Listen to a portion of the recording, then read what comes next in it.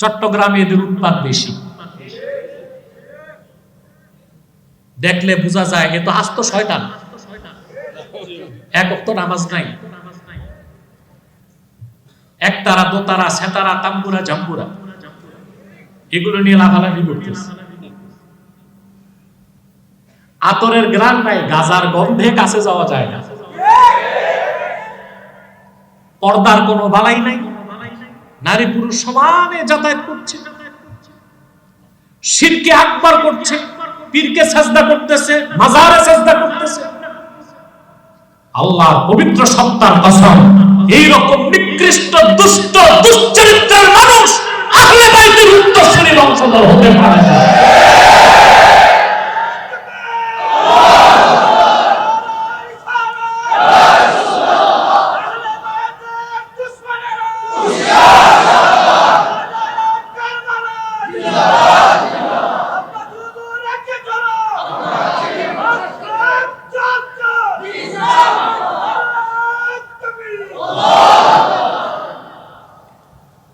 আল্লাহু আকবার। জিহাদের ময়দানে জজবা থাকবে তো? আল্লাহ কবুল। দ্বিতীয় যে বিষয়টা বলবো, আল্লাহ ও তার হাবিবের ভালোবাসা অন্তরে রাখা ঈমানের অংশ কিনা? জোরে বলতে হবে। আহলে বায়ত রাসূলুল্লাহর বংশধরের ভালোবাসা অন্তরে রাখা ঈমানের অংশ। আমি একটি হাদিস শোনাচ্ছি আপনাদের। হাদিসটি মুজাম তাবারানীতে এসেছে, হাদিসটি ইমাম সুয়ুতী রওয়ায়াত করেছেন, অনেকগুলো হাদিসের কিতাবে এসেছে। ওয়ান আলী কাররামাল্লাহু ওয়াজহা عن النبي صلى الله عليه وسلم قال قال رسول الله صلى الله عليه وسلم أدبوا أولادكم على ثلاث خصال রাসূলুল্লাহ সাল্লাল্লাহু আলাইহি ওয়াসাল্লাম ইরশাদ করেছেন, উম্মত তোমরা তোমাদের সন্তানদেরকে তিনটি বৈশিষ্ট্য শিক্ষা দাও, তিনটি খাসলাত শিক্ষা দাও। কয়টা? হুব্বি নবীকুম, তোমাদের নবীর ভালোবাসা শিক্ষা দাও, ওয়া হুব্বি আহলে বাইতি, এবং ওনার বংশধরের ভালোবাসা শিক্ষা দাও, ওয়া আলা কিরাআতিল কুরআন, আর কোরআন শরীফের তেলাওয়াত শিক্ষা দাও। فإن حملة القرآن في ظل الله يوم لا ظل إلا ظله مع أنبيائه وأصفيائه। আমার উম্মতের জীবনদাররা কোরআন কারীম শিখবে, পড়বে, আমল করবে, আল্লাহ তাআলা হাশর ময়দানে পয়গম্বরদের সাথে, নেককার বান্দাদের সাথে আরশে আজিমের ছায়া তলে তাদেরকে জায়গা দিবেন। ছেলে হোক মেয়ে হোক, কয়টা জিনিস শিখাতে হবে? জোরে। কত বছর বয়স থেকে প্রশ্ন আসে না?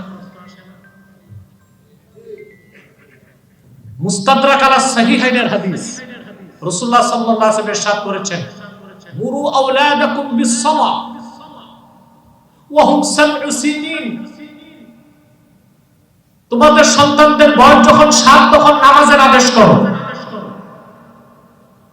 আর এই হাদিসে যে তিনটি জিনিস শিখাতে বলা হয়েছে, হাদিসের ভাষ্য থেকে বোঝা যায় নামাজের হুকুম করার আগেই তিনটা জিনিস শিখাতে হবে। রাসূলুল্লাহর ভালোবাসা অন্তরে ঢেলে দিতে হবে, রাসূলুল্লাহর বংশধর আহলে বাইতের ভালোবাসা অন্তরে ঢেলে দিতে হবে, কোরআন শরীফের পঠন শিখায় দিতে হবে, তারপরে নামাজ। তারপরে কি? তা নামাজের আদেশ 7 বছর বয়স থেকে। আর বাচ্চারা আকেল যখন বুঝ চলে আসে, মোটামুটি আকল চলে আসে, তখন থেকে তাদেরকে শিখাতে হবে, প্রথমেই শিখাতে হবে রাসূলুল্লাহর ভালোবাসা, 2 রাসূলুল্লাহর বংশধরের ভালোবাসা, 3 কোরআন শরীফের পঠন তেলাওয়াত। সুবহানাল্লাহ। আপনারা তো সবাই কেউ বাবা কেউ দাদা, এখানে খুব কম সংখ্যক লোক আছে যাদের ভাগ্যে এখনো বিয়ে জোটে নাই।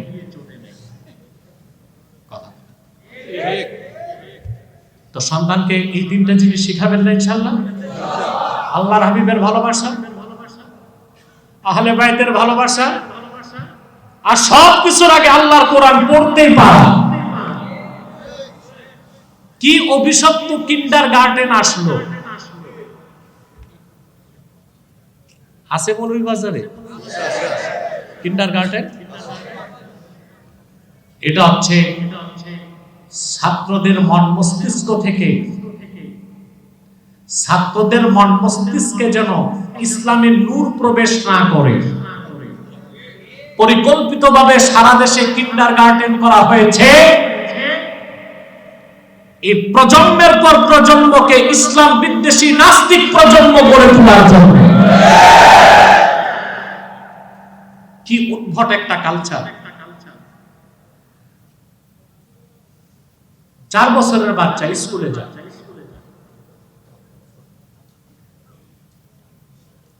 4 বছরের বাচ্চা,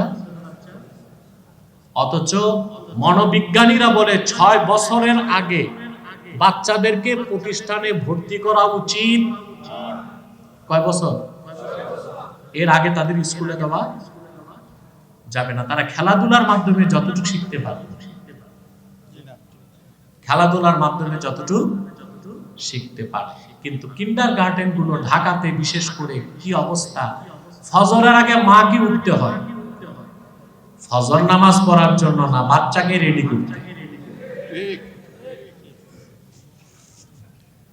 স্বামী বেচারা আহাম্মক আছে ঘুমে, মা রেডি হয়ে গোছগাছ করে বাচ্চাকে ঘুম থেকে টেনে উঠায়া, বাচ্চা কাঁদতেছে, মুখ টুক ধোয়া ড্রেস পরায়া, ও কিছু খেতে চায় না, ডিম আমলেট মামলেট এগুলো কোন রকম পুশিং করে, ছোট বাচ্চাটা ঘুমও পুরা হয় নাই, ওরে নিয়ে কিন্ডারগার্টেন ঢুকায়। অথচ আমাদের সংস্কৃতি ছিল বাংলা, ফজরের পর কচি কাঁচা বাচ্চারা মসজিদের মক্তবে যেয়ে কোরআন তেলাওয়াত শিখত। সে কালচারটা নষ্ট হয়ে গেছে।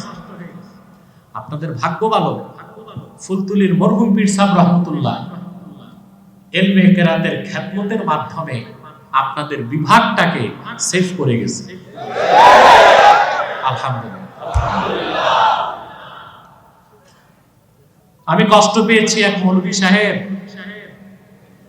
কিছুদিন আগে বলল যে কওমি মাদ্রাসা ছাড়া কোথাও পড়াশোনা নাই।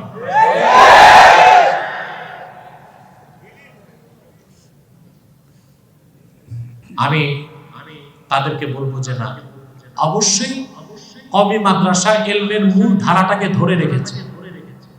আগে যে ওল্ড স্কিম আলিয়া মাদ্রাসা ছিল, তার নেসাব আর কওমির নেসাবে কোনো পার্থক্য ছিল না। আলিয়া পৃথিবীর বিখ্যাত বিখ্যাত আলেম তৈরি করছে। সারা বাংলাদেশের কওমি মাদ্রাসায় ইফতা বিভাগে কওয়াইদুল ফিকহ পড়ানো হয়। এটা লেখাকার আমিরুল ইহসান মুজাদ্দিদি। বাইতুল মুকাররমের ইতিহাসে এইরকম বিশ্বমানের কোন খতিব আজ পর্যন্ত আর আসে নাই।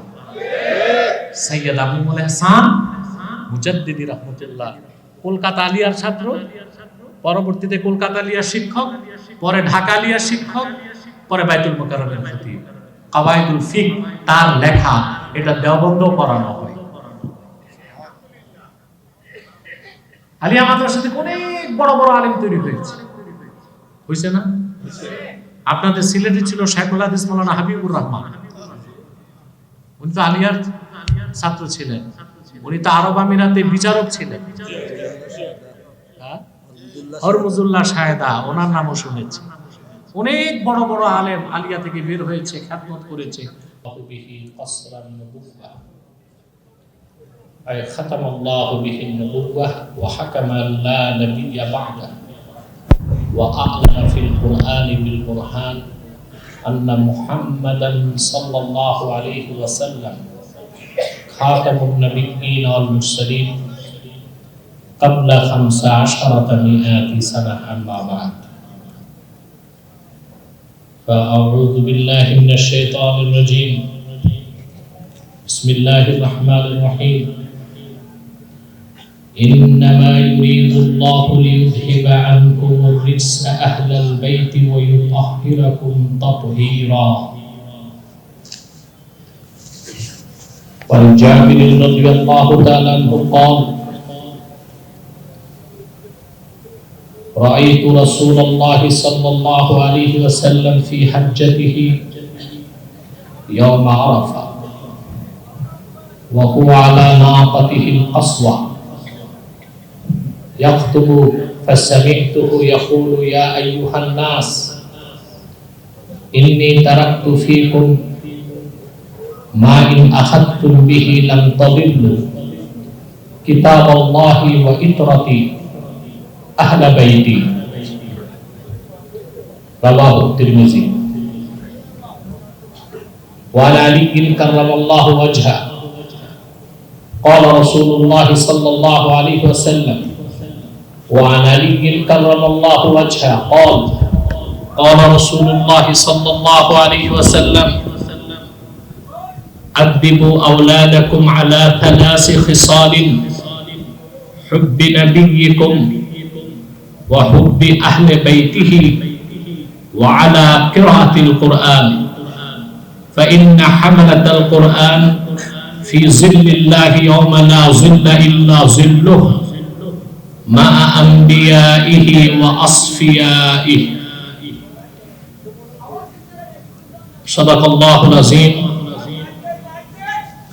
وصدق رسوله النبي الكريم ونحن على ذلك من الشاهدين والشاكرين والحمد لله رب العالمين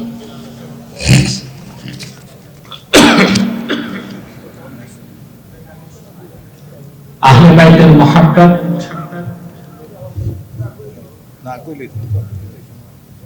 বর্তমান প্রেক্ষাপটে আমাদের করণীয় শীর্ষক আজকের আলোচনা বরকতপূর্ণ মহিমান্বিত বরকতপূর্ণ অনুষ্ঠানের সম্মানিত সভাপতি হযরত শাহজালাল রহমতুল্লাহ ওয়েলফেয়ার ফাউন্ডেশনের সম্মানিত সভাপতি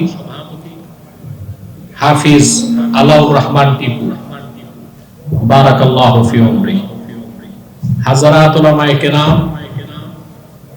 আহলে বাইতের ভালোবাসায় আহলে বাইতের মহব্বতে যারা উজ্জীবিত সে সকল আশিক মুসলমান ভাই ও বন্ধুগণ সকলকে আমার পক্ষ থেকে হৃদয় নিংড়ানো ভালোবাসা শুভেচ্ছা এবং অভিনন্দন জ্ঞাপন করছি। সবটুকু শুকরিয়া আল্লাহ তাআলার জন্য যিনি আমাদেরকে আহলে বাইতের স্মরণে আজকের বরকতপূর্ণ নুরানি আজিম শান মাহফিলে বসার তৌফিক দয়া করে ভিক্ষা দান করেছেন। সেজন্য আমরা সকলে একবার অবনত চিত্তে হৃদয়ের আবেগ অনুভূতি উজাড় করে সমবেত কণ্ঠে বলি আলহামদুলিল্লাহ। অগণিত অসংখ্য দরুদ ও সালাম আল্লাহর সৃষ্টির প্রধান আকর্ষণ বিশ্ব সভার সভাপতি সকল নবী রাসূলগণের মাথার তাজ শামসুল হিদায়াত বদরুদ্দুজা সাইয়্যিদুস সাকারাইন ইমামুল মুরসালিন খাতামুন নবিয়্যিন ওয়াল মুরসালিন আফতাবে নবুওয়াত শাহনশাহে রিসালাত সরকার দো জাহান সুলতানুল মদিনা নবিয়ুল আম্বিয়া হুজুরে আকরাম নূরে মুজাসসাম নূরুন আলা নূর সাইয়্যিদিনা হাবিবিনা শাফিঈনা মাওলানা মুহাম্মদ সাল্লাল্লাহু আলাইহি ওয়াসাল্লামের উপর আল্লাহ পাক যাকে আজ থেকে প্রায় ১৫০০ বছর আগে প্রেরণ করেছেন সর্বশ্রেষ্ঠ সর্বশেষ নবী ও রাসূল হিসেবে, যার পরে আজ পর্যন্ত পৃথিবীতে অবশ্যই কোনো প্রকারই নবী কিংবা রাসূল অবশ্যই আসে নাই, অবশ্যই এখনো নাই, অবশ্যই কিয়ামত পর্যন্ত আসবে না। সম্মানিত সুধী, আহলে বাইতের ভালোবাসা রাসূলুল্লাহ সাল্লাল্লাহু আলাইহি ওয়াসাল্লামের পরিজার টুকরা কন্যা হযরত ফাতেমাতুজ জাহরা, ইমামে হাসান, ইমামে হুসাইন, হযরতে আলী, ওনারাই ছিলেন আহলে বাইতের মূল সদস্য। তাদের পবিত্রতার কথা, তাদের মহত্বের কথা, তাদের আজমতের কথা স্বয়ং আল্লাহ রাব্বুল আলামিন কোরআনে কারীমের মধ্যে ইরশাদ করেছেন। আল্লাহ তাআলা বলেন, ইন্নামা ইউরিদুল্লাহু লিইউযহিবা আনকুমুর রিজসা আহলাল বাইত ওয়া ইউতাহহিরাকুম তাতহীরা। নিশ্চয় আল্লাহ তাআলা চান, হে আহলে বাইত, তিনি তোমাদের থেকে রিজস, সকল অপবিত্রতাকে দূর করে দিবেন এবং তোমাদেরকে পরিপূর্ণভাবে আল্লাহ তাআলা পবিত্র করে দিবেন। এই ছিল আহলে বাইতের ব্যাপারে রাসূলুল্লাহ পরিবার পরিজনের ব্যাপারে আল্লাহর ঘোষণা। আল্লাহ তার হাবিবের পরিবার পরিজনের সকল সদস্যের দিক থেকে, দিমাগ থেকে অপবিত্রতাকে দূর করে দিয়েছেন এবং তাদেরকে পরিপূর্ণভাবে পবিত্র সত্তায় পরিণত করে দিয়েছেন। তার কারণ হচ্ছে রাসূলুল্লাহর উম্মতের জন্য মানুষ কিয়ামত পর্যন্ত আসবে, তারা যেভাবে কোরআন কারীমের অনুসরণ করবে, সুন্নাহের অনুসরণ করবে, ঠিক সেভাবে আহলে বাইতের অনুসরণ করবে।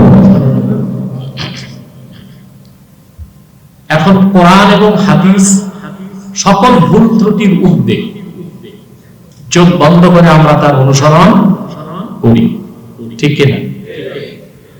আর কোরআনের আয়াত প্রমাণ করতেছে আহলে বাইতের সদস্যগণ সকল গুনাহ থেকে, নাজাস থেকে, দুশ্চরিত্র থেকে, কবিরা গুনাহ থেকে, সাগীরা গুনাহ থেকে, অন্যায় থেকে, সকল প্রকার অপবিত্রতা থেকে আল্লাহ নিজে তাদেরকে পবিত্র করে দিয়েছেন,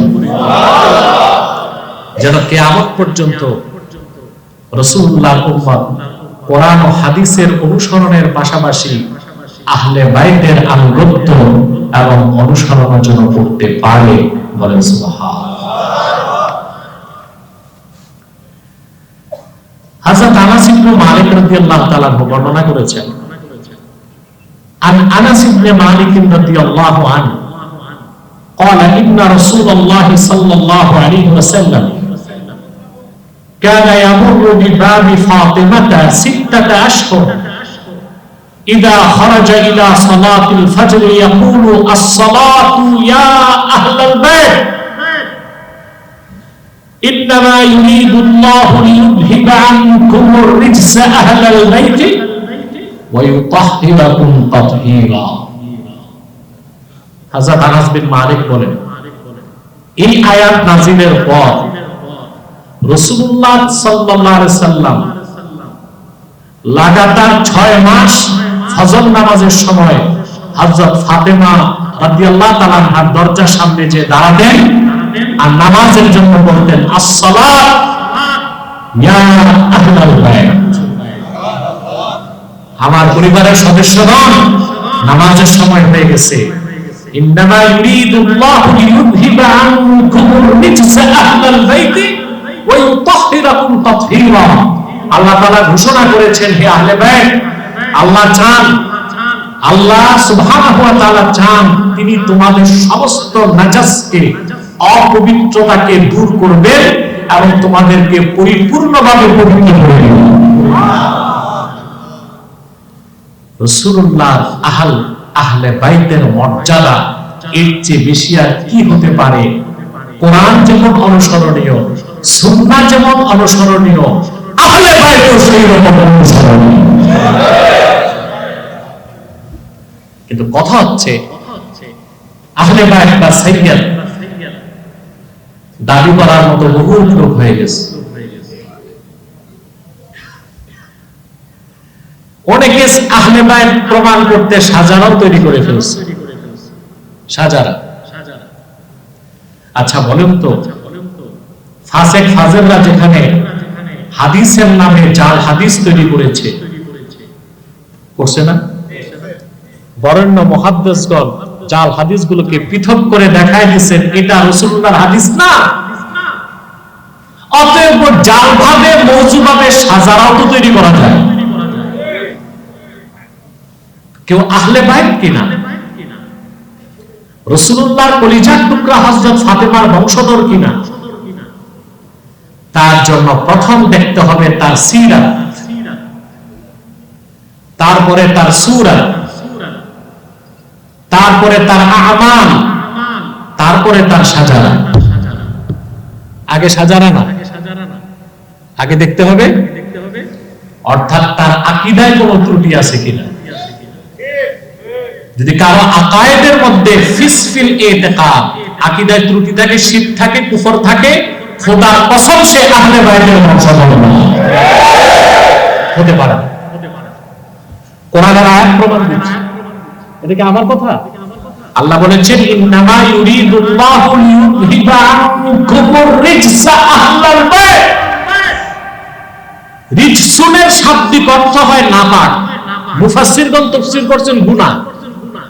অর্থাৎ আল্লাহ তাআলা যেখানে রাসূলুল্লাহ সাল্লাল্লাহু আলাইহি ওয়াসাল্লামের পরিবারের সদস্যদের থেকে গুনার কাজ হওয়াটাকে মহাল করে দিয়েছেন, গুনাহ রিজস, সকল অন্যায় কাজ, শরীয়ত বিরোধী কাজকে নিষিদ্ধ করে দিয়েছেন এবং তাদেরকে আল্লাহ পবিত্র করে দিয়েছেন। সেই বংশধারায় যারা আসবে তাদের আকীদায় কখনো শিরক কিংবা কুফর থাকতে পারে না। এটা হচ্ছে মানদণ্ড।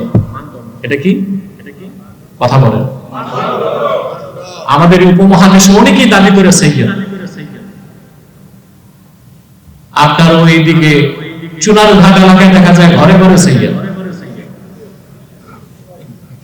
কথা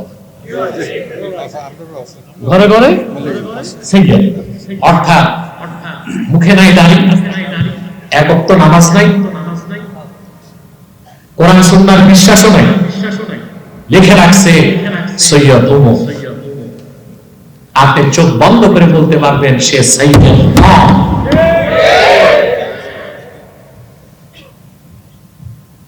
সৈয়দ হওয়া যেন তেন বিষয় নয়। সাদাতের সদস্য হওয়া, আহলে বাইতের সদস্য হওয়ার জন্য ব্যক্তিকে যাচাই করতে হবে কোরআন সুন্নাহর মানদণ্ডে। তারপরে দেখতে হবে তার সূরা, সূরত প্রমাণ দেয় কিনা সে আহলে বাইতের বংশধর কিনা। তারপর সাজারা। সবচেয়ে ইহতিয়াতি তরিকা হচ্ছে কেউ আহলে বাইতের কিনা, সাইয়্যিদ কিনা তা দেখার জন্য ইস্তেখারা করা। কি করা? আল্লাহর পক্ষ থেকে আপনি দেখতে পাবেন সে আহলে বাইতের সদস্য কিনা। কারণ আমাদের তো ইস্তেখারা করতে হবে। সবার কি কাশফ আছে নাকি? নাই।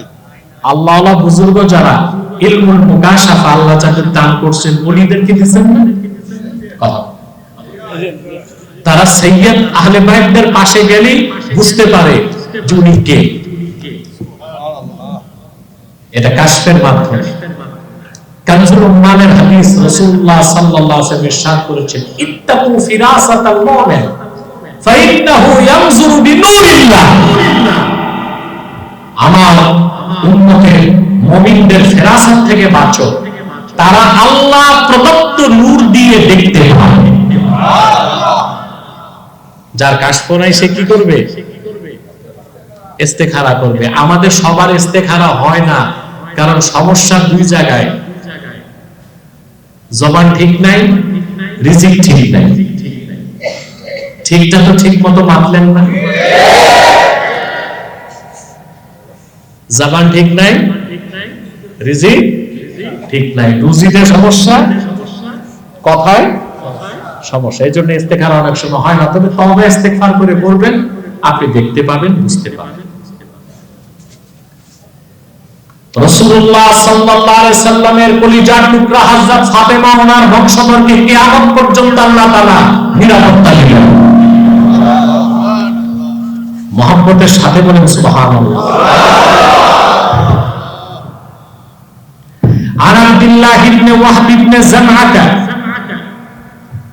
قال أخبرتني أم سلمة رضي الله عنها أن رسول الله صلى الله عليه وسلم جمع فاطمة والحسن والحسين ثم أدخلهم تحت ثوبه ثم جأر إلى الله عز وجل ثم قال هؤلاء أهل بيتي।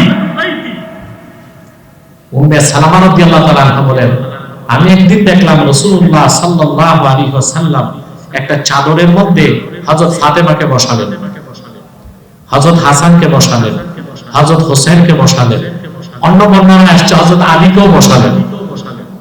তারপর আল্লাহর কাছে হাত তুলে বললেন, আয় আল্লাহ, হাউলাই আহলু বাইতি, এরা আমার পরিবারের সদস্য, তুমি তাদেরকে পবিত্র করে দাও আর সমস্ত গুনাহ থেকে তাদেরকে মুক্ত রাখো। উম্মতে মুসলিমার জন্য রাসূলুল্লাহ সাল্লাল্লাহু আলাইহি ওয়াসাল্লাম তিনটা জিনিস রেখে গেছেন, কোরআন, সুন্নাহ, আহলে বাইত। ঠিকটা ঠিক মতো হইল না? শুধুমাত্র দুনিয়ার নিকৃষ্ট খারেজি সম্প্রদায় আহলে বাইতের সাথে দুশমনী না।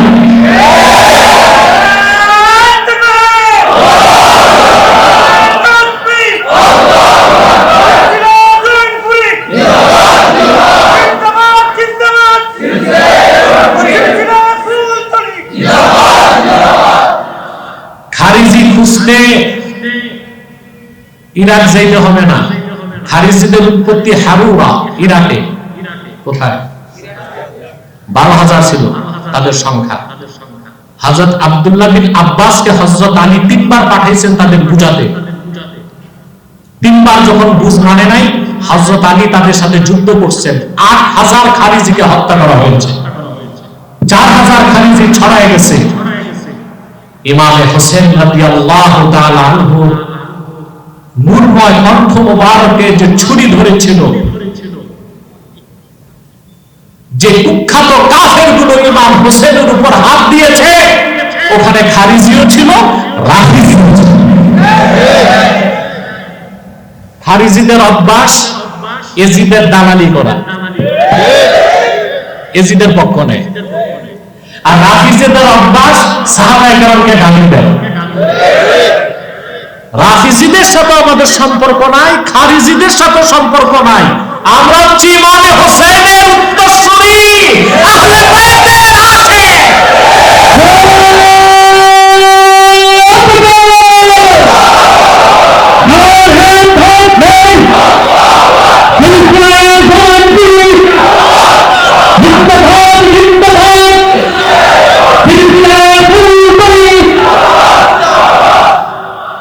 প্রিয় বন্ধুগণ,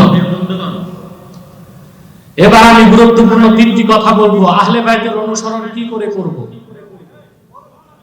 প্রথম যে বিষয়টি বলবো, আজকে সাউন্ড সিস্টেম ঠিক আছে? বাইরে ঠিক নাই, এটা তো প্রোগ্রাম ভিতরে, ইনডোর, তো লোক মনে হয় বেশি হয়ে গেছে। ভালো, আলহামদুলিল্লাহ। আমি আজকে আসাটা অনিশ্চিত ছিল। আজকে এত প্রবল বৃষ্টি ঢাকায়, প্লেন চলাচল বন্ধ ছিল, 1.5 ঘন্টা ফ্লাইট লেট হয়েছে। এরপর আমি পৌঁছলাম, এসে আসর করে আপনাদের এখানে বসলাম। মাঝখানে কোনো রেস্টের ব্যবস্থা ছিল না। আবার আমার পরের ফ্লাইটে এসেছে আমার স্নেহধন্য মুফতি মনজুর হোসেন এবং বিশিষ্ট স্কলার মাওলানা বাবর আজহারি সাহেব, তারাও আসতেছেন। তারা অপেক্ষায় ছিলেন আমি আসবো কিনা, মানে আমি মিস, তারাও মিস। তা আল্লাহর রশিদ দয় আল্লাহ আমাকে পৌঁছিয়েছেন আপনাদের কাছে, আলহামদুলিল্লাহ। প্রথম কথা হচ্ছে, রাসূলুল্লাহ সাল্লাল্লাহু আলাইহি সাল্লাম গোমরাহি থেকে বাঁচার জন্য উম্মতের জন্য কয়টা জিনিস রেখে গেছেন? কিতাবুল্লাহ, সুন্নাহ, আহলে বাইত। সুবহানাল্লাহ।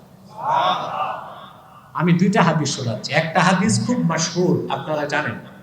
রাসূলুল্লাহ সাল্লাল্লাহু আলাইহি ওয়াসাল্লাম ইরশাদ করেছেন, তারাকতু ফীকুম আমরাইন লাম তাদিল্লু মা তামাসসাকতুম বিহিমা কিতাবাল্লাহি ওয়া সুন্নাতা রাসূলিহি। হে মানব জাতি, আমি তোমাদের জন্য দুটো জিনিস রেখে গেলাম, একটা আল্লাহর কোরআন, আরেকটা তার রাসূলের সুন্নাত, মানে আমার সুন্নাত। আবার এই riwayatটাও তিরমিজিতে এসেছে,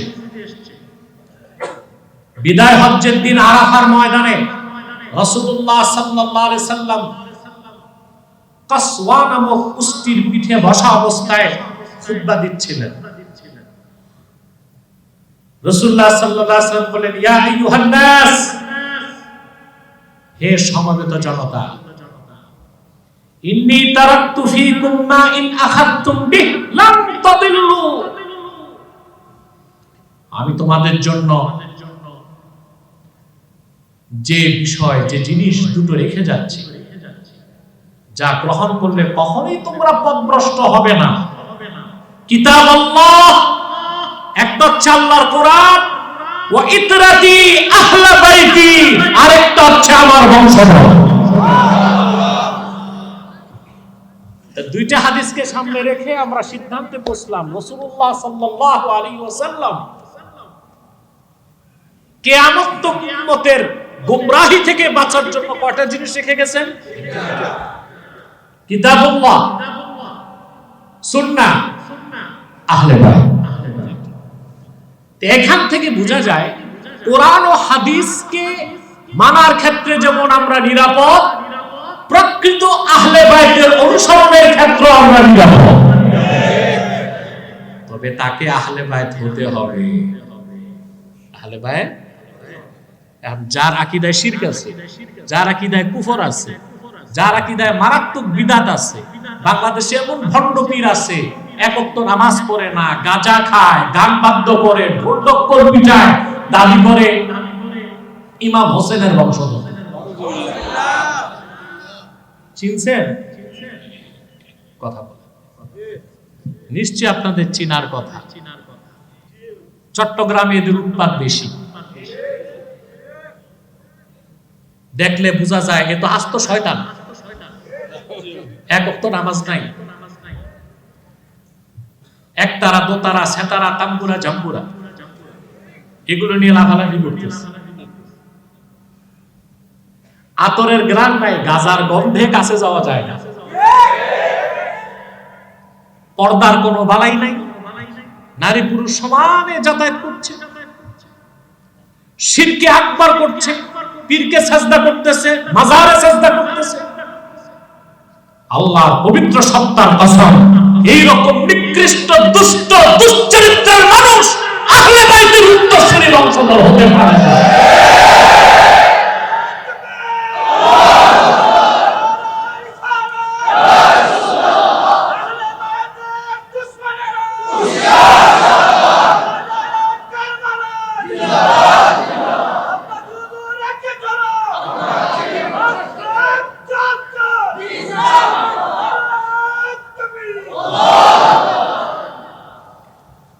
আল্লাহু আকবার। জিহাদের ময়দানে জজবা থাকবে তো? আল্লাহ কবুল। দ্বিতীয় যে বিষয়টা বলবো, আল্লাহ ও তার হাবিবের ভালোবাসা অন্তরে রাখা ঈমানের অংশ কিনা? জোরে বলতে হবে। আহলে বায়াত, রাসূলুল্লাহর বংশধরের ভালোবাসা অন্তরে রাখা ঈমানের অংশ। আমি একটি হাদিস শোনাচ্ছি আপনাদের। হাদিসটি মুজাম তাবারানীতে এসেছে। হাদিসটি ইমাম সুয়ুতী রওয়ায়াত করেছেন। অনেকগুলো হাদিসের কিতাবে এসেছে। ওয়ান আলী কাররামাল্লাহু ওয়াজহা عن النبي صلى الله عليه وسلم قال قال رسول الله صلى الله عليه وسلم أدبوا أولادكم على 3 خصال রাসূলুল্লাহ সাল্লাল্লাহু আলাইহি ওয়াসাল্লাম ইরশাদ করেছেন, উম্মত তোমরা তোমাদের সন্তানদেরকে তিনটি বৈশিষ্ট্য শিক্ষা দাও, তিনটি খাসলাত শিক্ষা দাও। কয়টা? হুব্বি নবীকুম, তোমাদের নবীর ভালোবাসা শিক্ষা দাও। ওয়া হুব্বি আহলে বাইতি, এবং ওনার বংশধরের ভালোবাসা শিক্ষা দাও। ওয়া আলা কিরাআতিল কুরআন, আর কোরআন শরীফের তেলাওয়াত শিক্ষা দাও। فإن حملة القرآن في ظل الله يوم لا ظل إلا ظله مع أنبيائه وأصفيائه। আমার উম্মতের জীবনদাররা কোরআন কারীম শিখবে, পড়বে, আমল করবে। আল্লাহ তাআলা হাশর ময়দানে পয়গম্বরদের সাথে, নেককার বান্দাদের সাথে আরশে আজিমের ছায়া ফেলে তাদেরকে জায়গা দিবেন। তো ছেলে হোক মেয়ে হোক, কয়টা জিনিস শিখাতে হবে? জোরে। কত বছর বয়স থেকে প্রশ্ন আসে না? মুস্তাদরাক আলা সাহিহাইনের হাদিস, রাসূলুল্লাহ সাল্লাল্লাহু আলাইহি ওয়াসাল্লাম ইরশাদ করেছেন, মুরু আওলাদাকুম বিস-সালাহ ওয়া হুম 7 সিনিন। তোমাদের সন্তানদের বয়স যখন 7 তখন নামাজের আদেশ করো। আর এই হাদিসে যে তিনটি জিনিস শিখাতে বলা হয়েছে, হাদিসের ভাষ্য থেকে বোঝা যায় নামাজের হুকুম করার আগেই তিনটা জিনিস শিখাতে হবে। রাসূলুল্লাহর ভালোবাসা অন্তরে ঢেলে দিতে হবে, রাসূলুল্লাহর বংশধর আহলে বাইতের ভালোবাসা অন্তরে ঢেলে দিতে হবে, কোরআন শরীফের পঠন শিখায় দিতে হবে, তারপরে নামাজ। তারপরে কি? তা নামাজের আদেশ 7 বছর বয়স থেকে। আর বাচ্চারা আকেল, যখন বুঝ চলে আসে, মোটামুটি আকল চলে আসে, তখন থেকে তাদেরকে শিখাতে হবে। প্রথমেই শিখাতে হবে রাসূলুল্লাহর ভালোবাসা, 2 রাসূলুল্লাহর বংশধরের ভালোবাসা, 3 কোরআন শরীফের পঠন তেলাওয়াত। সুবহানাল্লাহ। আপনারা তো সবাই কেউ বাবা কেউ দাদা, এখানে খুব কম সংখ্যক লোক আছে যাদের ভাগ্যে এখনো বিয়ে জোটে নাই।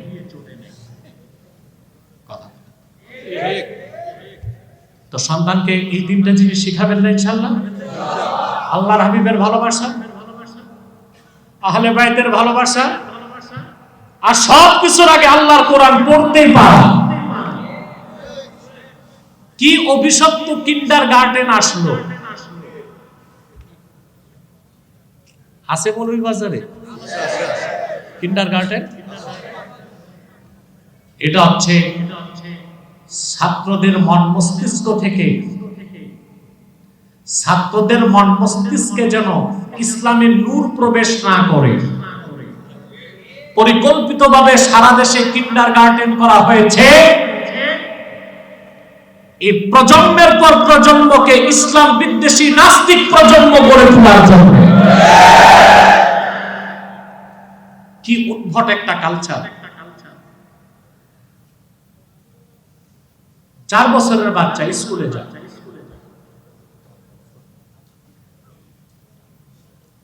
4 বছরের বাচ্চা, অথচ মনোবিজ্ঞানীরা বলে 6 বছরের আগে বাচ্চাদেরকে প্রতিষ্ঠানে ভর্তি করা উচিত। কয় বছর? এর আগে তাদের স্কুলে দেওয়া যাবে না। তারা খেলাধুলার মাধ্যমে যতটুকু শিখতে পারে,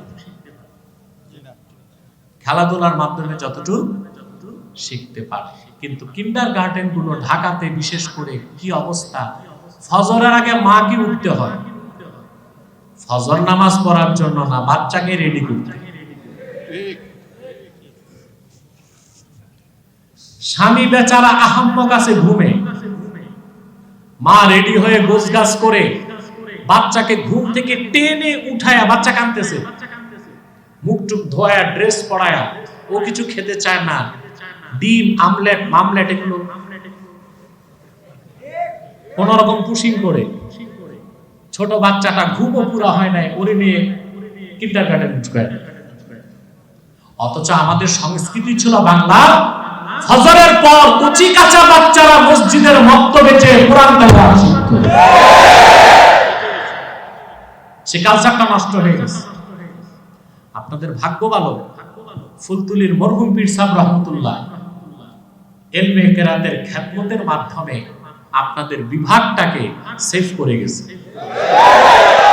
আলহামদুলিল্লাহ। আমি কষ্ট পেয়েছি, এক মৌলভী সাহেব কিছুদিন আগে বলল যে কওমি মাদ্রাসা ছাড়া কোথাও পড়াশোনা নাই।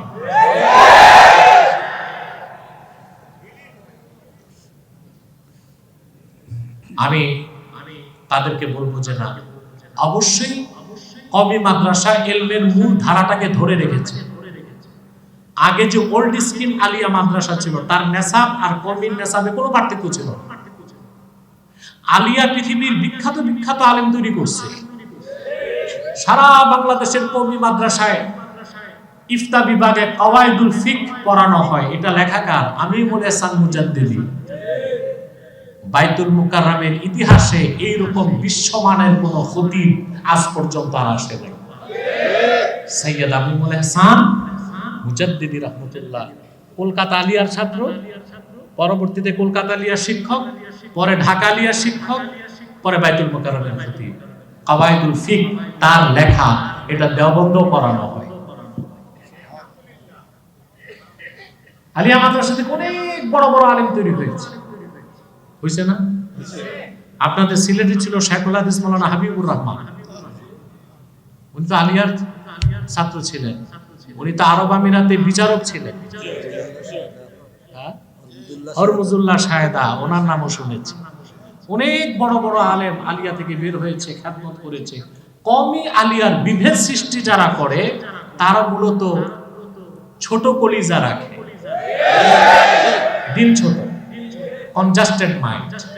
আমরা মনে করি আল্লাহর দ্বীনের খেদমতে কওমির যেমন অবদান আছে, আলিয়ারও অবদান আছে। আমরা কাউকে খাটো করব না। বাংলাদেশে এখনো কিছু আলিয়া মাদ্রাসা পড়ার মানকে ধরে রেখেছে। যে মৌলভী সাহেব কটাক্ষ করছে, আমার মনে হয় 1 ঘন্টা ক্লাস নিতে পারবে না। এগুলো বলবেন না, এগুলো করবেন না। আলিয়াকে কিভাবে বাদ দিবেন? আলিয়া মাদ্রাসার সাথে সংশ্লিষ্ট আছে দেশের 2.5 কোটি মানুষ। কত? এসব বাদ দিয়ে আপনি কি করবেন? লাগবে ইলমে দ্বীনের ব্যাপক খেদমত দারসে নিজামি কমিতে হচ্ছে, এটা তো অনস্বীকার্য। কিন্তু আলিয়ার মাধ্যমে ব্যাপক খেদমত হয়েছে। যারা জুলাই আন্দোলনের নেতৃত্ব দিয়েছে, ছাত্র নেতাদের অধিকাংশই আলিয়া মাদ্রাসার ফারে। কথা বুঝতেছেন প্রিয় ভাইরা? যে কথা বলছিলাম, তাহলে কটা জিনিস শিখাবেন? সন্তান ছেলে হোক মেয়ে হোক, আল্লাহ হাবিবের ভালোবাসা, আল্লাহ হাবিবের বংশধর আহলে বাইতের ভালোবাসা, আর আল্লাহর কোরআনের তেলাওয়াত। এই 3টা জিনিস যদি তাকে বালেগ হওয়ার আগে শিখায় দেন, ওই সন্তান কোনোদিন কাফের, মুশরিক, নাস্তিক হবে না। সুবহানাল্লাহ। কাফের, মুশরিক, নাস্তিক হবে না। আমরা পারবো তো ইনশাআল্লাহ? আহলে বাইতের অনুসরণ করব তো? এবার আসেন, আহলে বাইতের অনুসরণ কিভাবে করব, আমি তার একটু ব্যাখ্যা দিয়ে আজকের মতো বিদায় নিব। আহলে বাইতের উজ্জ্বল নক্ষত্র ইমাম হোসেন রাদিয়াল্লাহু তাআলা, তিনি কারবালার ময়দানে গেলেন। 60 হিজরিতে বের হলেন মদিনা মুনাওয়ারা থেকে, মক্কা মুকাররমা হয়ে ইরাক। 61 হিজরিতে কারবালার প্রান্তরে শাহাদাত বরণ করলেন। কেন? ইরাকের কারবালার রক্তাক্ত ইতিহাস, ইমামে হোসেন রাদিয়াল্লাহু তাআলা আনহুর সাথে ইয়াজিদের দ্বন্দ্ব। মসনদের দ্বন্দ্ব ছিল না, গদির দ্বন্দ্ব ছিল না, পার্থিব দ্বন্দ্ব ছিল না, দ্বন্দ্ব ছিল আদর্শের। কিসের? খুব সংক্ষেপে কথাটি বলে দিচ্ছি। আল্লাহ তাআলা হযরত আদমকে তৈরি করেছেন খলিফা হিসেবে। কি হিসেবে? খলিফার অর্থ বুঝেন? আপনারা দর্জিকে বলেন খলিফা, দর্জিকে খলিফা বলা যাবে না, ওটা টেইলার। শরিয়া আদালতে যিনি রায় দেন তাকে বলা হয় কাজী। আপনারা ওই যে বিয়ে পড়ায় মাথায় ছাতা বগলে খাতা দৌড়ায়, এর নাম দিছে কি? কাজী।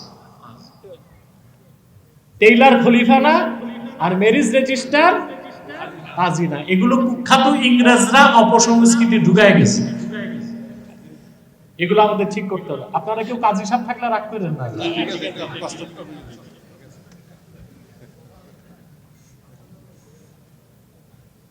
প্রিয় বন্ধুগণ, আদম আলাইহিস সালামকে আল্লাহ তৈরি করেছেন খলিফা হিসেবে। খলিফা, আল্লাহ তাকে বেহেশতে তৈরি করলেন, ঠিক না? বেহেশতে তৈরি করার পর তাকে জীবন সঙ্গিনী দিলেন হাওয়াকে। তারপর আল্লাহ হুকুম করলেন, وَقُلْنَا يَا آدَمُ اسْكُنْ أَنْتَ وَزَوْجُكَ الْجَنَّةَ وَكُلَا مِنْهَا رَغَدًا حَيْثُ شِئْتُمَا وَلَا تَقْرَبَا هَذِهِ الشَّجَرَةَ فَتَكُونَا مِنَ الظَّالِمِينَ। আল্লাহ বলেন, আমি আদমকে বললাম, হে আদম, তুমিও তোমার স্ত্রী পরমানন্দে বেহেশতে বসবাস করো, যা খুশি তা প্রাচুর্যের সাথে খাও, তবে এই একটি বৃক্ষের কাছে যেও না। খেয়াল করে দেখেন, আল্লাহ বেহেশতে আদমকে একটা আদেশ করছেন আর একটা নিষেধ করছেন। একটা আদেশ। সভাপতি সাহেব, সময় আমি দেখি না, আমার ঘড়ি নাই, মোবাইলও নাই, আর 20 মিনিট আছে। বাহ, দেখতে দেখতে 40 মিনিট চলে গেল। 20 মিনিটের মধ্যে আমি শেষ করছি, আমার আবার 10:10 ফ্লাইট ধরতে হবে।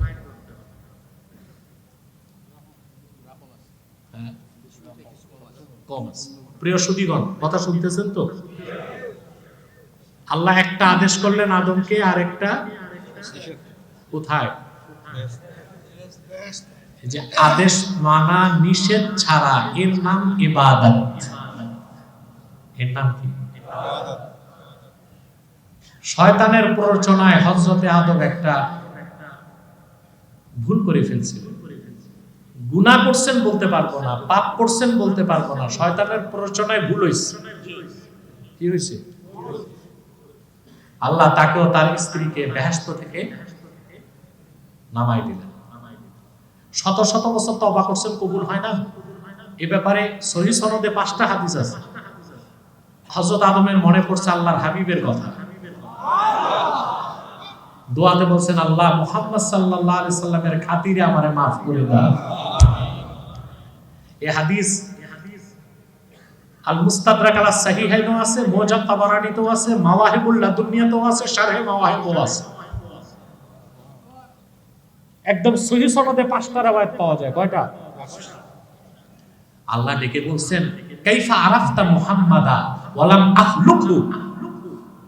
আদম, তুমি আমার হাবিব মুহাম্মদ সাল্লাল্লাহু আলাইহি ওয়াসাল্লামকে চিনলা কেমন করে? আদম বলছেন, আল্লাহ সাজদা থেকে মাথা তুলে তোমার আরশে আজিমে দেখেছি তোমার নামের সাথে মুহাম্মদ নাম লেখা আছে।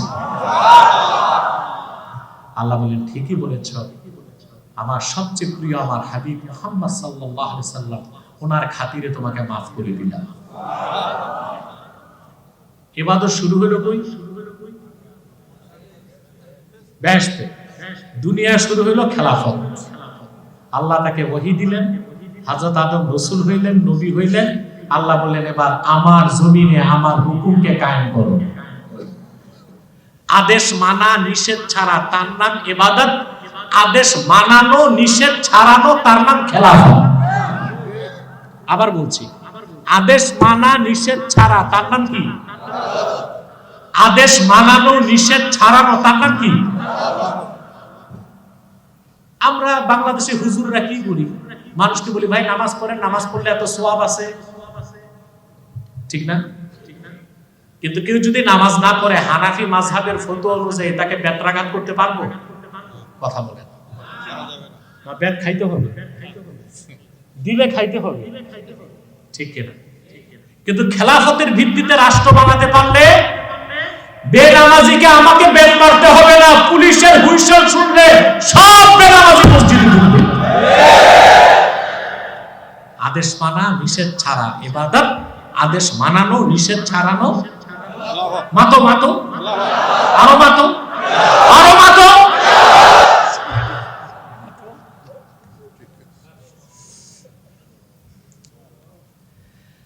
আদম চলে গেলেন, এরপর আসলো নবীর পরে নবী।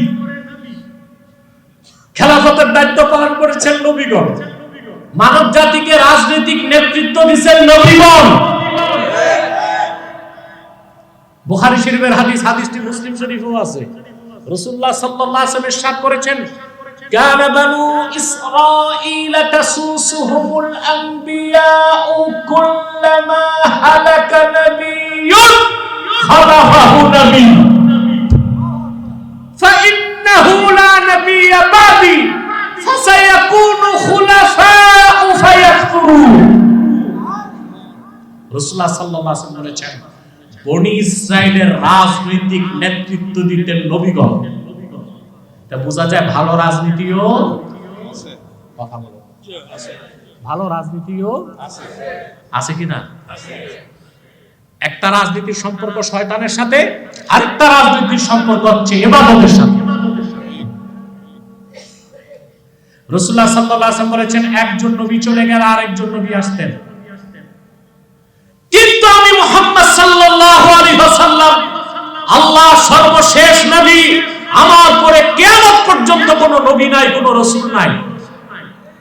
আমার উম্মতের রাজনৈতিক নেতৃত্ব দিতে খলিফা হবে, আর তাদের সংখ্যাও অনেক হবে। আল্লাহর হাবিব নূর নবীজি মুহাম্মদ সাল্লাল্লাহু আলাইহি ওয়াসাল্লামকে ১৫০০ বছর আগে প্রেরণ করে আল্লাহ দ্বীন ইসলামকে পরিপূর্ণ করেছেন, ইসলামকে বিজয়ী করে দিয়েছেন। আচ্ছা ভাই, যদি মুসলমান হয়ে থাকেন বলবেন ইসলামের বিজয় বাকি আছে? বাকি ছিল তো নির্বাচনের সময় কেন বলছেন আমাদেরকে ভোট দিলে ইসলাম বিজয়ী হবে?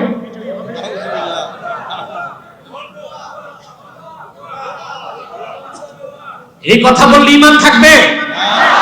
চিল্লায় বলেন ঈমান থাকবে? আজ যারা মাঠে ময়দানে আমার বিরোধিতা করছে তাদের সাথে আমার রাজনৈতিক দ্বন্দ্ব নাই। ইমাম হোসেনের উত্তরসূরি হিসেবে আমি ইয়াজিদের উত্তরসূরিদের সাথে আমার দ্বন্দ্ব, আদর্শের লড়াই, আকীদার লড়াই।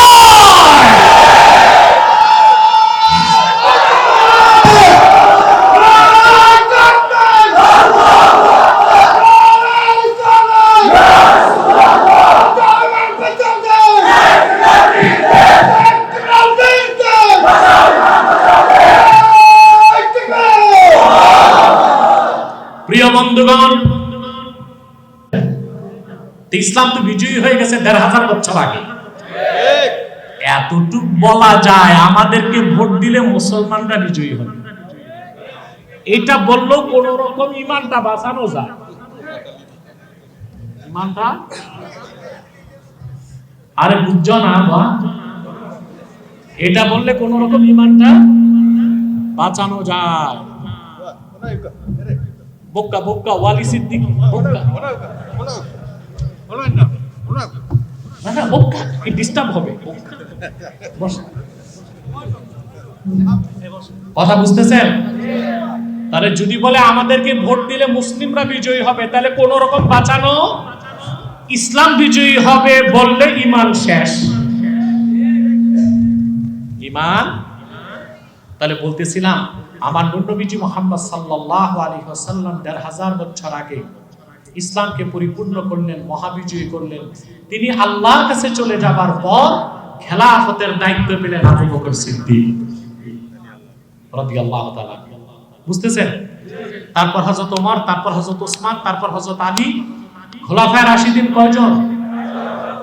৪ জন না ৫ জন।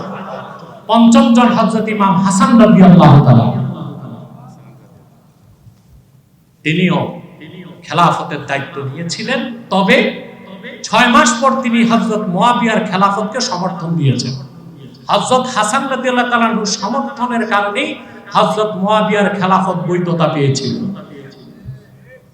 হযরত মুয়াবিয়ার ইন্তেকালের পর 34 বছর বয়সে কুখ্যাত ইয়াজিদ খেলাফতকে জবরদখল করার চেষ্টা করছে। তখনই ইমাম হোসেনের সাথে তার দ্বন্দ্ব শুরু হলো। ইমাম হোসেন বলেছেন, আল্লাহর জমিন চলবে খেলাফতের ভিত্তিতে, মুলুকিয়াত দিয়া, রাজতন্ত্র দিয়া, জালেমের হাতে মুসলিম স্টেট নিরাপদ থাকতে পারে না। তার চূড়ান্ত রূপ আমরা দেখলাম কারবালায়। ইমাম হোসেন শাহাদাত বরণ করছেন। ইয়াজিদের উপর আল্লাহ লানত বর্ষণ করুন,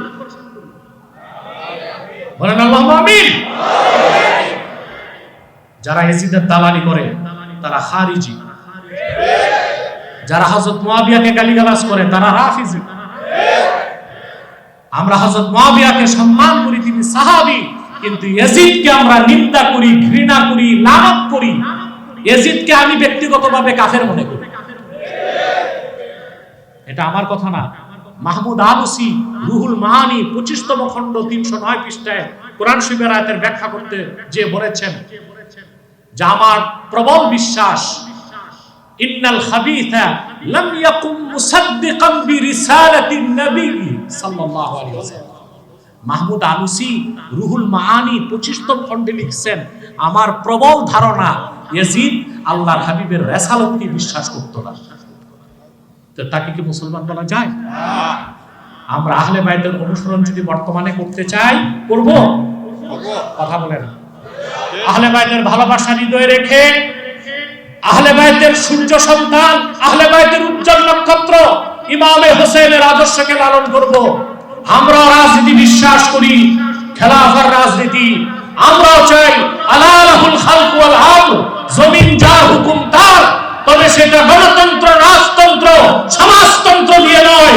ইমামে হোসেনের রাজনৈতিক আদর্শ খেলাফত অনুসরণে সে রাষ্ট্র প্রতিষ্ঠিত করতে হবে। সকলকে ধন্যবাদ। আমি সবার জন্য দোয়া চাই। আল্লাহর রহমান টিপু সাহেব এই সংস্থা ওয়েলফেয়ার, শাহজালাল ওয়েলফেয়ার ফাউন্ডেশন পক্ষ থেকে যে আয়োজন করেছেন, এটা অত্যন্ত মহৎ উদ্যোগ। আমি শুনেছি যে ফুলতুলি দরবার শরীফের উজ্জ্বল নক্ষত্র আল্লামা হুসামউদ্দিন চৌধুরী সাহেবজাদা ফুলতুলি তিনি এসেছিলেন, দীর্ঘক্ষণ ছিলেন, হয়তো বা ব্যস্ততার কারণে চলে গেছে। অনেকক্ষণ অপেক্ষা করেছেন, আমার তো ফ্লাইট দেরি হয়ে গেছে। আল্লাহ সকলকে আজর নাসিব দান করুন। মোনাজাত করব। এখানে কি সালাত সালাম হয়েছে? একবার হয় নাই, একটু করে নেই 1 মিনিট। ইয়া নবী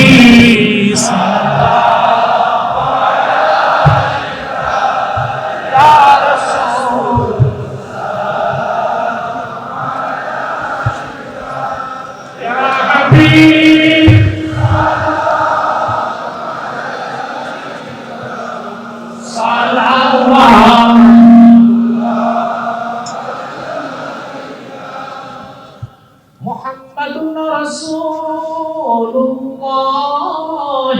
সাল্লাল্লাহু আলাইহি ওয়াসাল্লাম খাতামাল্লাহু বিহিন নুবুওয়াহ ওয়া হাকামান লা নাবিয়্যা বা'দাহু ইয়া নবী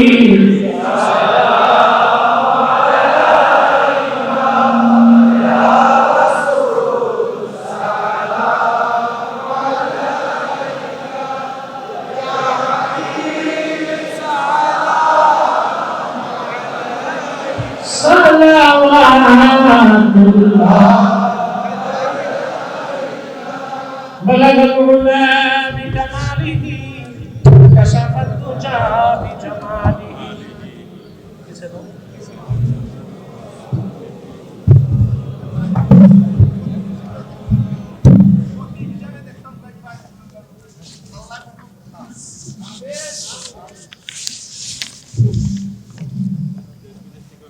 দেশ বিদেশ থেকে অনেকে দোয়া চেয়েছে, আমি দোয়া করবো। বিশেষ করে আমার স্নেহের আব্দুল নূর মোহন তাহরিকে খাতমের উপর যুক্তরাজ্য শাখার দায়িত্বে আছে এবং সিলেট বিভাগীয় সভাপতির দায়িত্ব আমি দিয়েছি।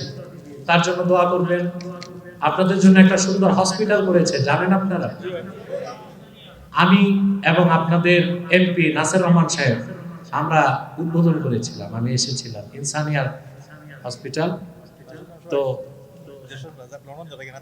আচ্ছা আচ্ছা আচ্ছা আচ্ছা আচ্ছা, আমরা দোয়া করব তার জন্য, প্রতিষ্ঠানের জন্য, হসপিটালটির জন্য, ইমনের জন্য দোয়া করবেন। ইমন আসছিল দেখছি আছে তাহরিকে খাতমে নবুয়ত বড়ুয়া বাজার শাখা, সিলেট বিভাগীয় শাখা, সিলেট মহানগর শাখা, যারা এসেছে সবার জন্য দোয়া করবেন। হাফিজ আলাউর রহমান টিপু সাহেবের জন্য বেশি দোয়া করবেন, যেন আল্লাহ তাকে সমাজ সেবক হিসেবে কবুল করেন। উনি তো অনেক সমাজ সেবা করে গেছে বিগতকালে, বলছেন সবাই যখন পলাতক ছিল উনি কিন্তু ত্রাণ বন্যার্তদের কাছে পৌঁছায় দিয়েছেন। আবার আপনাদের বিভাগটা বন্যার মুখোমুখি হচ্ছে, আমি যতটুকু টের পাচ্ছি। আমি দোয়া করি আল্লাহ যেন বন্যার প্রকোপ থেকে বাংলাদেশকে রক্ষা করে। আমাদের দেশে কিছু মৌলবী সাহেব আছে, এটি দোয়াই করে কবে বন্যা হবে, তুফান হবে, ফাউন্ডেশন আছে, টাকা তুলো, খাও দেও, আছে না? এটা এক ধান্দা। হাদিস শরীফে আসছে আল্লাহর লানত বর্ষিত হয় বাঈউল আকফান, কাফন বিক্রেতা যে, তার উপর আল্লাহর লানত আসে। কেন? কাফন বিক্রেতা সারাক্ষণ অপেক্ষা করে মানুষ কবে মরবে, কি আশা করে? কারণ মানুষ মরলে কাফন বিক্রি হবে। তো যারা এই যে ফাউন্ডেশন করে ত্রাণ দেয় না, এরা অপেক্ষা থাকে বছরে কখন বন্যা আসবে। কারণ বন্যা আসলেই তো আয়গা, খায়গা, জায়গা।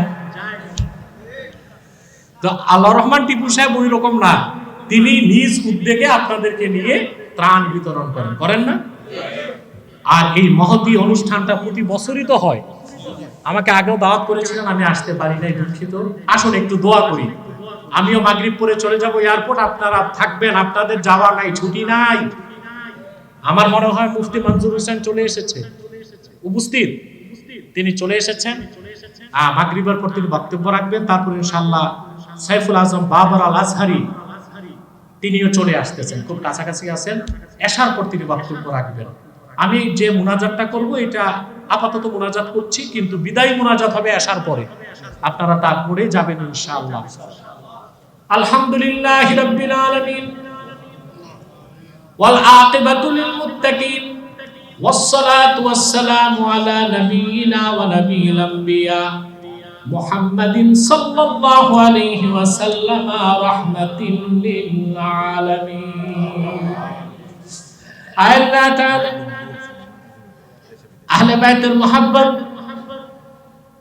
বর্তমান প্রেক্ষাপটে আমাদের করণীয় শীর্ষক এই বরকতপূর্ণ আলোচনা সভায় তোমার অসংখ্য জাকের শাকের নেককার বান্দা ইমাম হোসেনের আশিকদেরকে নিয়ে দুটো হাত তুলেছি মাবুদ। এতগুলো মানুষের মধ্যে যার দুটো হাত তোমার ভালো লাগে আল্লাহ, তার দুটো হাতের বিনিময়ে আমাদের সবার জিন্দেগীর গুনাহ রাশি মাফ করে দাও।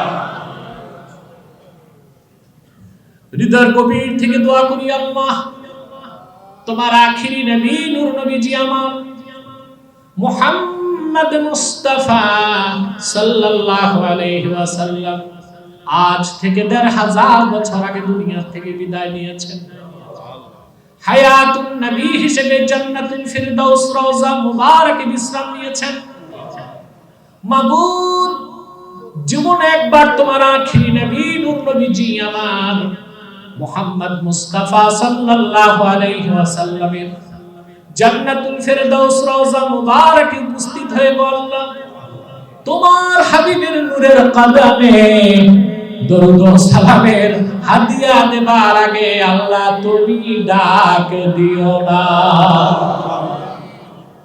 মাবুদ, একবার বা একাধিকবার যারা সোনার মদিনায় নূরের মদিনায় যেতে পেরেছি আল্লাহ, জীবনে বারবার তোমার আখিরি নবী নূর নবীজি আমার মুহাম্মদ মুস্তাফা সাল্লাল্লাহু আলাইহি ওয়াসাল্লামের নূরের শহর মদিনাতুল মুনাওয়ারা জিয়ারতের জন্য তাদের কপালটা খুলে দাও। রব্বুল আলামিন, হৃদয়ের গভীর থেকে দোয়া করি আল্লাহ, তোমার আখিরি নবী নূর নবীজি আমার মুহাম্মদ মুস্তাফা সাল্লাল্লাহু আলাইহি ওয়াসাল্লামের নূরের চেহারা মুবারক স্বপ্নে একবার দেখে গো আল্লাহ, জান্নাত ওয়াজিব হবার আগে তুমি ডাক দিও না। একবার বা একাধিকবার যারা আল্লাহ তোমার আখেরি নবী নূর নবীজি আমার মুহাম্মদ মুস্তাফা সাল্লাল্লাহু আলাইহি ওয়াসাল্লামের নূরের চেহারা মুবারক সামনে দেখার সৌভাগ্য লাভ করেছে আল্লাহ, জীবনে বারবার দেখার জন্য তাদের কপালটা তুমি জান্নাতি কপাল বানায় দাও। রব্বুল আলামিন আজকের মুতাবাররক সেমিনারে কোরআন তেলাওয়াত হয়েছে, হাদিসের তেলাওয়াত হয়েছে, জিকির ফিকির হয়েছে, সালাত ও সালাম হয়েছে। এই বরকতপূর্ণ এই মুবারক মাহফিলের যতটুকু নেক আমল হয়েছে তার সওয়াব আল্লাহ তুমি দয়া করে শুহাদায়ে কারবালার আরওয়াহে পৌঁছায় দাও। বিশেষ করে জান্নাতি যুবকদের মহান সরদার ইমাম হাসান হোসেন রাদিয়াল্লাহু তাআলা আনহুমার রূহ মুবারকে পৌঁছিয়ে দাও। আল্লাহ এখানে আমাদের অনেকের বাবা নাই, অনেকের বাবা মা একজন নাই। যত মানুষের প্রিয়জন বিদায় নিয়েছে ঈমানের সাথে তাদের কবরগুলোকে বেহেশতের টুকরা বানায় দাও। আল্লাহ তাদের কবর আযাবগুলো মাফ করে দাও। আল্লাহ মঞ্চে অনেক স্বনামধন্য আলেমরা বসে আছেন, বিভিন্ন মাদ্রাসার প্রিন্সিপাল, অধ্যক্ষ, মুহাদ্দিস, মুদাররিস বসে আছেন, রাজনৈতিক নেতৃবৃন্দ বসে আছেন। আল্লাহ আমার শ্রোতা মণ্ডলী প্রিয় ভাইরা বসে আছেন, সকলকে কবুল করো আল্লাহ। আল্লাহ প্রত্যেককে খাঁটি ইমানদার বানায় দাও, সহিহ আকীদার ধারক বানায় দাও, আহলুস সুন্নাহ জামাতের অনুসারী বানায় দাও, খাতমে নবুয়ত আন্দোলনের সৈনিক বানায় দাও, নামাজি বানায় দাও, চরিত্রবান বানায় দাও। اللهم أعنا على طاعتك وذكرك وشكرك وحسن عبادتك. اللهم إنا نتوسل إليك بوسيلة حبيبك المحترم نبيك الخاتم سيدنا وسيد الأبرار نبينا ونبي الأنبياء محمد بن عبد الله نبي الله رسول الله صلى الله عليه وسلم الذي أكملت به قصر النبوة وحكمت لا نبي بعده وأعلنت في القرآن بالبرهان أن محمدا صلى الله عليه وسلم خاتم النبيين والمرسلين قبل 1500 سنة وصلى الله تعالى على خير خلقه نبينا محمد نور الله وعلى آله وصحبه أجمعين برحمتك يا أرحم الراحمين.